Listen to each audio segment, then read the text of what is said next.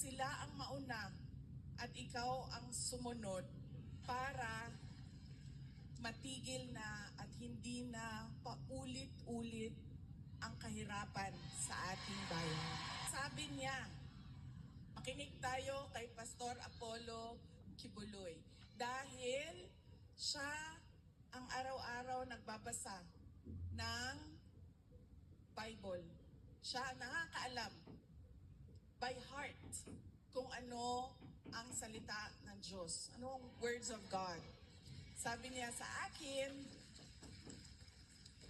sabi niya, ganitong nangyari sa buhay ko. Sabi niya, Inday Sara, ganyan din nangyari sa buhay mo dahil hindi pwede na ikaw ang mauna at sila ang sumunod.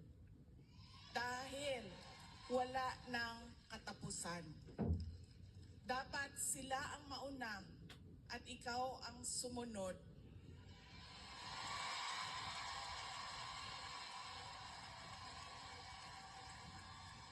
para matigil na at hindi na paulit-ulit ang kahirapan sa ating bayan.